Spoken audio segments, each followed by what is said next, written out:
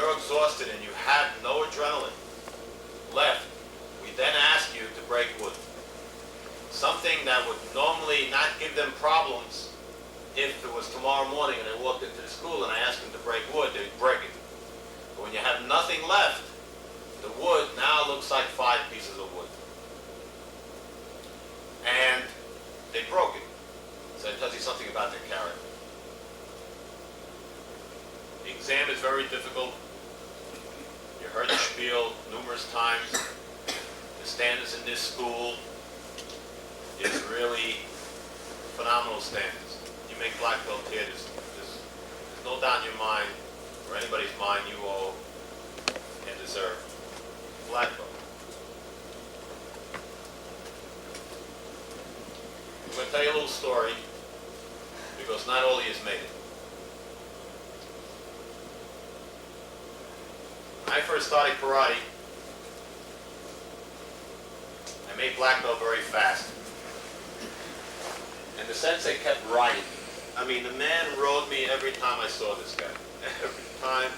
Rosenstein, you're not practicing. Rosenstein, you're not practicing properly. Rosenstein, you stink. Rosenstein, you're not here enough. Rosenstein, Rosenstein, Rosenstein. I could not imagine what I had to do to please this man. I'd come 7 days a week, and he'd come up to me and he'd say, "You don't train enough." And I would say, "Sensei, I'm here 7 days a week." He says, "I don't want to hear excuses. You don't train enough." And the man would ride me unmercifully.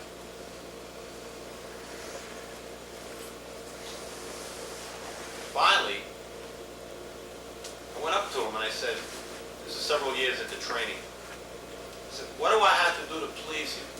I was really concerned. I was upset. I was a young kid. He says, how am I going to please you? I don't think you have any respect for me. And the sensei turned around and he says, "I respect you, Rosenstein, but you've never pleased me." I said, "How can I please you?" He says, "When you please yourself, you come to me, then I'll be pleased. But I won't respect you at that point." I said, "What a head game." I walked away. I said, "What is this man talking about?" He says, "Once you please yourself, I'll be pleased, but I won't respect you anymore." What he was trying to say is this: you can never be satisfied. You can never be overconfident. I'm going to ride you, Rosenstein, to get the most out of you. And everything was easy for me in karate, and he knew it.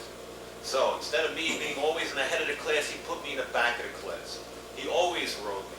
And what he was trying to say to me is, once you're satisfied and pleased with your performance, then you're never going to try again. And therefore, I'm going to lose respect for you. It took me a while to figure that out. And I figured it out about my 5th year in karate when I came back to the Nationals, and we destroyed everybody. And I was being interviewed for Black Belt magazine, and I was really down because I had just worked out in the dojo, and the man rode me all day long in the dojo. I mean, rode me unmercifully. Here I am, I came back to the National, the Star, glory all over the place, and he rode me unmercifully that day. But the Black Belt magazine wanted to interview me because it was a pretty big achievement. Year after year we were doing it. Came up to me and he said, "Why are you down?" I said, "I don't know what to do anymore with this man. I don't know what I have to do for this man." He says, "What are you talking about? You know, I interviewed your sensei 2 years ago." I says, "Yeah." It's a very interesting discussion. He was there with 4 black belts, and you were not there, 4 top black belts. And we talked about various subjects. And I asked Sensei Urban, I said, "My readers would like to know, if you're out in the street and you're fighting numerous people, out of all the people you ever met and all the people you ever trained with in Japan, in the Orient, all your black belts you ever promoted, who would you want to cover your back out in the street?" He said, "Rosenstein." But he said, "You can't print that." And he told the 4 black belts, "If Rosenstein ever finds about that, I'll kill you." So 2 years later, during an interview, the man tells me a story that happened 2 years prior. You hear where I'm coming from? You people are very, very talented. But you You're getting away with murder. You're lazy. Americans tend to be very lazy. Why the Japanese are taking over the world and the economy and so forth is because they had the samurai spirit, and that is total dedication, maybe to the job, and total loyalty. How many of you are really dedicated? How many of you people have I ridden the last few years? I rode all the years. I'm never satisfied with what you're doing because Sensei Urban taught me a lesson. Some of you gear up an exam 2 months before the exam. You must maintain that level of excellence all through your karate life, and you do not gear up for an exam. Anytime during my karate career, if the man asked me to go up for a dan, I was ready the next day. It was no gearing up for exams. I was ready the next day. And when I passed the dan, first chance he get, he would ride. The man would ride. That your performance stuff, you just about passed most. Found out 8, 10 years later that he really never felt that way, but he knew me. That once I felt overconfident, I was a cocky kid, my training would go downhill. And I owe it to him, and I thank him back then for driving me, making sure I was dedicated to the art, achieving everything I did as a youngster. And we, Sensei Cohen, Sensei Loeb, Sensei Foster, myself, we tried to instill that in you and get you to have a little bit of the samurai spirit. There's no doubt in my mind that you're courageous. Board breaking shows me that, Donnie, I'm sure your knuckles are broken. But you would have kept hitting it, and that shows me courage, and that shows me good spirit. But there's a heck of a lot more you have to show me to pass an exam.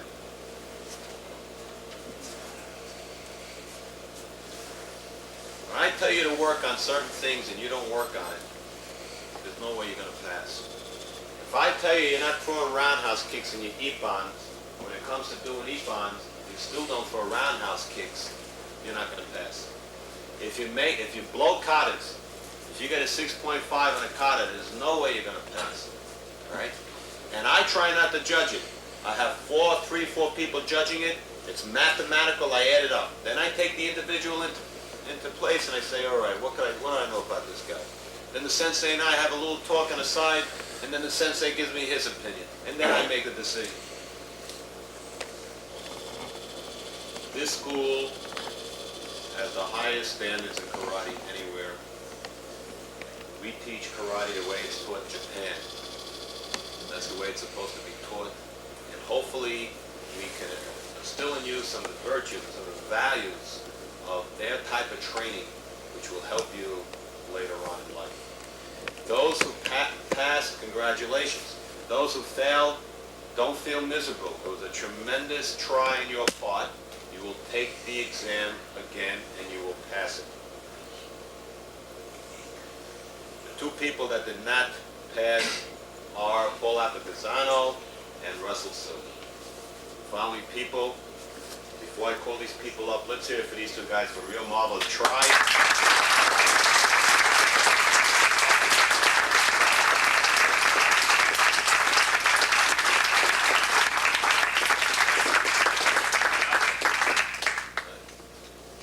Schools come to see this exam, they crawl out of here. They can't believe what we do. You guys did a super try. It's not good enough for black belt. You will try again. I think there's another exam coming up in a couple of months. The rest of you people did nicely. Overall, Kihon, Ippons, Adam Dicktrow. Let's hear it.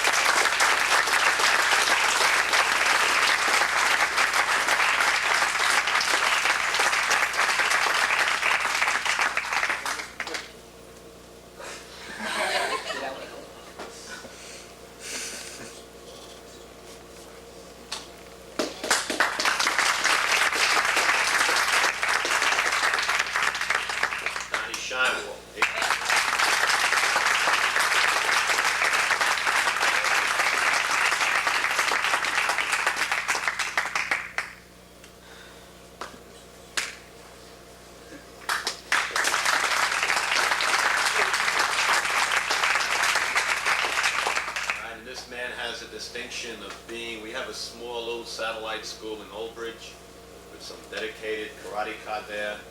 We started a couple of 3 years ago.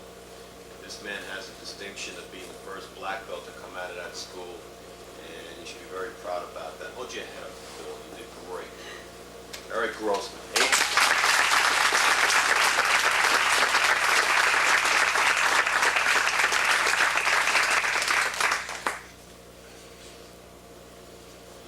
Let's hear it for him.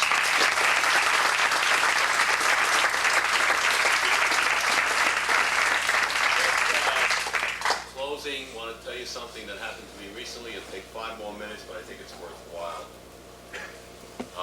Karate teaching sometimes is very frustrating to us, and we get very depressed, believe it or not. We feel we cannot extract everything we want out of the student. And recently, some good things happened. Harold Aratus, one of our black belts, came up to the dojo, I think it was Sunday, and he went out of his way to see me. He's moving back to Greece, and we stood and we talked a little while, and you know, life flashes in front of my face when he first started. And he's had some very nice things to say about the dojo and myself, and I felt pretty good about that.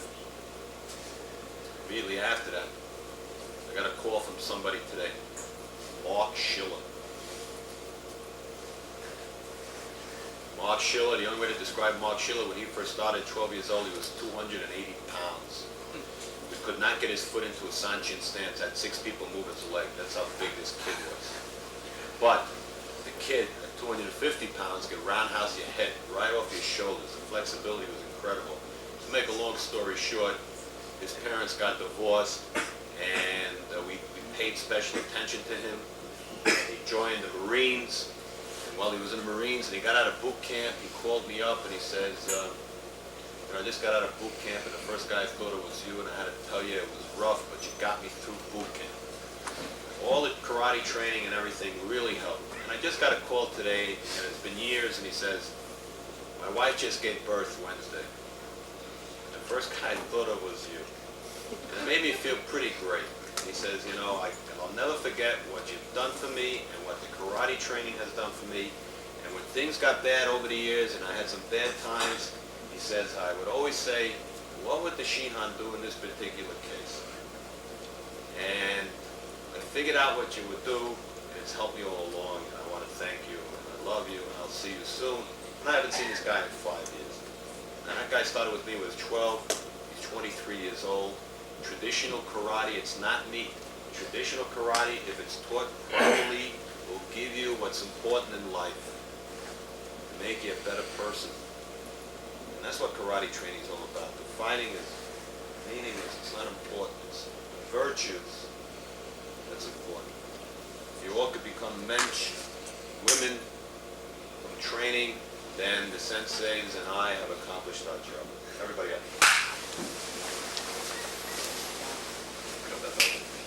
Right.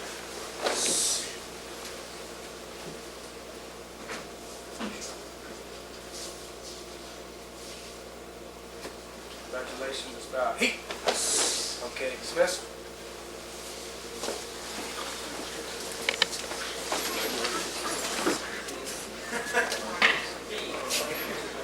Go ahead, Larry. Let's see you do it. All right.